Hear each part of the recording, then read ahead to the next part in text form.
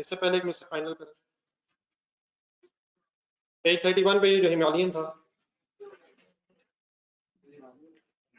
Himalayan question number 1, ये online student चल रहे हैं मेरे साथ?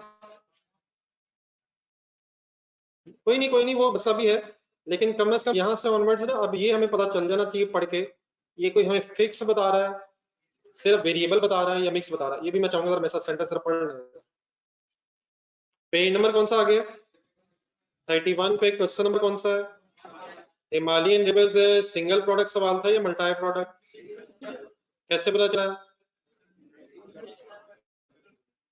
नहीं महसूस नहीं हुआ, मिक्स तो सिंगल ही। फर्स्ट टेबल पढ़े ऊपर, बल्कि उससे टेबल से ऊपर बल्कि प्रोडक्शन क्या नेक्स्ट ईयर की 150,000 यूनिट्स और कॉस्ट ऑफ प्रोडक्शन के रुपीज इन मिलियंस दिए हुए। यहाँ से अगर पर यूनिट निकालना पड़ जाए तो कर लेंगे। डायरेक्ट मटेरियल डायरेक्ट लेबर, तो अगर इंफॉर्मेशन नहीं है तो क्या ही होगी, वेरिएबल ही होगी। और यहाँ अगला वर्ड क्या है टेबल में?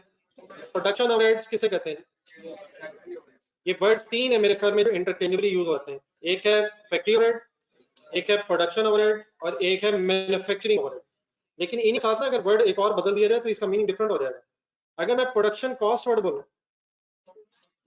तो मटेरियल लेबर ओवरहेड्स तीनों है, प्रोडक्शन कॉस्ट, मैन्युफैक्चरिंग कॉस्ट किस किस का सम होती है, और फैक्ट्री कॉस्ट भी तीनों का सम है। लेकिन अगर ओवरहेड वर्ड लग जाए इनके साथ तो मटेरियल और लेबर के अलावा फैक्ट्री ओवरहेड्स की बात, तो प्रोडक्शन ओवरहेड्स, फैक्ट्री ओवरहेड्स या मैन्युफैक्चरिंग ओवरहेड्स का मतलब है कि डायरेक्ट मटेरियल डायरेक्ट लेबर को छोड़ के बात हो रही है।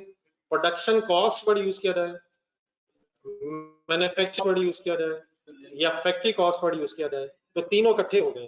प्राइम कॉस्ट किसे कहते हैं? डायरेक्ट मटेरियल डायरेक्ट सिर्फ दोनों। और कन्वर्जन कॉस्ट किसे कहते हैं? Labour overheads. ओवरहेड्स किसे कहते हैं? Factory overheads. Factory overheads, production overheads या मैन्युफैक्चरिंग ओवरहेड्स। तो यहाँ उसने फैक्ट्री ओवरहेड्स की जगह प्रोडक्शन ओवरहेड्स वर्ड यूज किया है। और वंस अगेन इसमें कौन कौन सी चीजें इकट्ठी होंगी?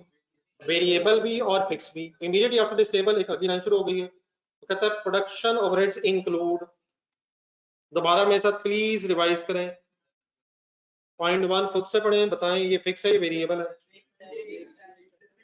पढ़ ले तसल्ली से पढ़ लें, फिक्स है वेरिएबल है। नंबर 2 पढ़ें, ये उसी तरह का 30% करेंगे तो इंडायरेक्ट लेबर कॉस्ट आ जाएगी, उसका 50-50 करेंगे तो फिक्स वेरिएबल में सेग्रीगेशन हो जाएगी। डेप्रिसिएशन बाय डिफॉल्ट फिक्स ही है अनलेस छोड़े मेरे लिए।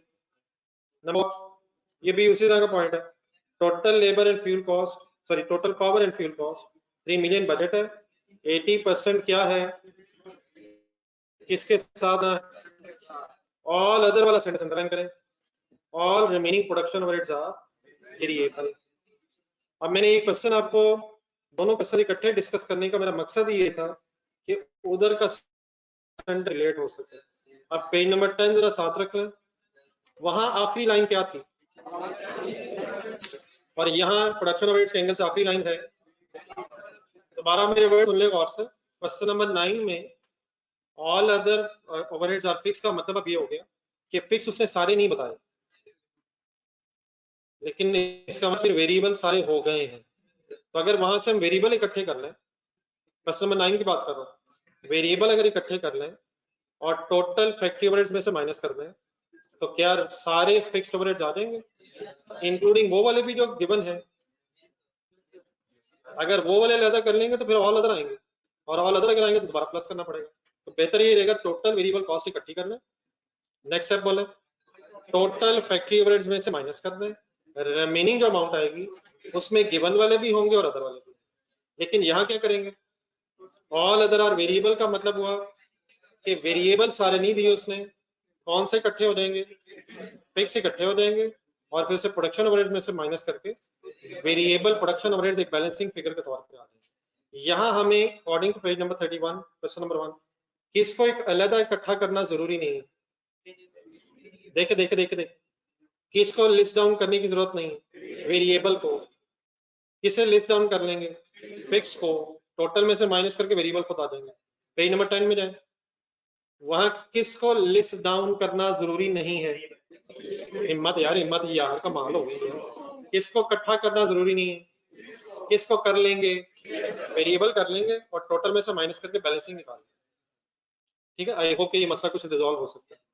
आगे नेक्स्ट लाइन में वापस 31 पेज पर। नहीं, मैं इस क्वेश्चन को अब कल दोबारा डिस्कस करूंगा आप लोगों से, हो सकता है कहीं मिस्टेक्स हुई हो, मैं सब पढ़ देता हूँ आज, जो प्रॉब्लम्स है वो अब कल डिस्कस कर लेंगे अगर स्टिल रह गए मैं सर। लेकिन ये पेज नंबर 31 पे जो क्वेश्चन नंबर 1 था, इसका सेल वाला हिस्सा पढ़ लें। सेल एंड मार्केटिंग बजट भी यहाँ दिया हुआ है। हमें जो फिक्स कॉस्ट चाहिए होती है वो प्रोडक्शन की चाहिए होती है, नॉन प्रोडक्शन, वो दोनों चाहिए होते हैं। वेरिएबल कॉस्ट प्रोडक्शन या नॉन प्रोडक्शन, वो भी दोनों, तो ये वर्ड सही ज़हन में रखते हैं। तो सॉल्वेंट वाले क्वेश्चन में, क्वेश्चन नंबर 9 में सेलिंग एडमिन का कोई जिक्र नहीं था, लेकिन यहाँ सेलिंग एडमिनिस्ट्रेशन भी दिए हुए हैं। तो आए जरा ये पैराग्राफ भी पढ़े, इसमें से आपने बताना है कि फिक्स कौन सा है, वेरिएबल कौन सा है। एम्प्लॉयमेंट ऑफ 2 सेल रिप्रेजेंटेटिव्स, लेकिन ये 2 है, मंथली सैलरी है, फिक्स है ये वेरिएबल है। मंथली सैलरी है 25,000 ईच है, जरा 2 भी करेंगे और जरा 12 क्यों करेंगे यार, एक अगले साल की फिगर आ जाए, 2 क्यों करेंगे, 2 रिप्रेजेंटेटिव्स हैं, पर मंथ है, टोटल भी करेंगे। एंड सेल कमीशन भी है, किसका 2%, सेल का 2%। सेल से मुराद, सेल से मुराद, सेल से मुराद सेल है, और सेल वही है जो सेल होती है विदाउट डिडक्टिंग एनी एक्सपेंस। तो ये वाला पॉइंट तो आई होप के केपी की डेयरीज के एंगल से कुछ ना कुछ कर लिया होगा आपने। What is 100 in this case, sale. What is commission, what is sale after commission, 98 वहां 5% था, बस यहाँ 98 हुआ। लेकिन ये कमीशन फिक्स है, वेरिएबल है, और फिक्स है 2% यार, इसके साथ वेरी कर जाएगा। पॉइंट नंबर 2 पढ़े, हायरिंग ऑफ डिलीवरी वैन। ये क्या होती है हायरिंग, डिलीवरी वैन, वैन को रेंट पे ली गई, हायर हायर रेंट पे लेना। Hiring of delivery van means rent पे वैन ली है, ठीक है, और पर मंथ रेंट कितना है, जरा 12 करेंगे, फिक्स है, वेरिएबल है, ठीक है। Last one, launching and advertisement campaign, इसका बेटा सेल से ताल्लुक नहीं होता। एडवर्टाइजमेंट का सच ये नहीं कि नंबर ऑफ यूनिट सेल ज्यादा होंगे, ये एडवर्टाइजमेंट तो पहले करनी पड़ती है। असल में एक और भी वर्ड ध्यान में रखें, मैं और इंशाल्लाह अगले दिनों में एक्सप्लेन भी करता हूँ। वेरिएबल किसे कहते हैं, नहीं ये बिल्कुल गलत वर्ड है, which varies with activity level. ये जरा बात जरा ज़हन में रखनी है, अगले एक आध दिन में फिर मैंने पूछनी है। वेरिएबल मींस होता है which varies with activity level. Activity level का मतलब नहीं प्रोडक्शन के यूनिट, सेल के units, hours, machine hours, activity के साथ बदले, और एक्टिविटी के चेंज होने से अगर कोई कॉस्ट नहीं बदल रही तो वो फिक्स है। एक छोटी सी एग्जांपल आपके जहन में क्वेश्चन बस राइज कर देता हूँ। रिड्यूसिंग बैलेंस मेथड जहन में लाएं, डेप्रिसिएशन हर साल सेम होती है, तो फिक्स है वेरिएबल, कोई बहस ही नहीं होती वहां। ये रिड्यूसिंग बैलेंस मेथड में वर्किंग होती कैसे, फर्स्ट ईयर रेट किससे लगता है, कॉस्ट से, सेकंड ईयर से ऑनवर्ड्स, तो क्या प्रोडक्शन से चेंज हो रही है, वो तो डब्ल्यूडीवी के कम ज्यादा होने से हो रही है, तो एक्टिविटी से नहीं बदल रही, उसने तो बदलना ही है, प्रोडक्शन हो या ना हो। अगर रिड्यूसिंग बैलेंस मेथड है तो अगले साल आप रेट किसको लगाएंगे, डब्ल्यूडीवी को, तो सिर्फ फिगर बदल जाना नहीं, किसकी वजह से बदलना, ये इशू है। तो फिलहाल बस मैंने एक बात कर दी है, इंशाल्लाह से कंप्लीट करते हैं कुछ दिन बाद। वेरिएबल कॉस्ट क्या होती है, which varies with activity level, ये नहीं कि ऐसे ही बदल जाए, अगर एक्टिविटी लेवल के कम ज्यादा होने से बदल रही तो वेरिएबल है, और अदरवाइज वो फिक्स है। बाकी इंशाल्लाह मैं खुद एक्सप्लेन करता हूँ, लेकिन अगर हमें ना पता हो मेथड ऑफ डेप्रिसिएशन कौन सा होगा, स्ट्रेट लाइन और डेप्रिसिएशन, उसमें तो कम से कम सेम ही रहती है, लेकिन जब मैंने रिड्यूसिंग वाली बात कर दी है बीच में, आई होप एक सवाल खड़ा हो गया कि ये क्या हुआ, तो सवाल खड़े होने चाहिए, लेकिन जवाब मैं इंशाल्लाह खुद ही दूंगा। आपसे अब रिक्वेस्ट ये होगी कि सॉल्वेंट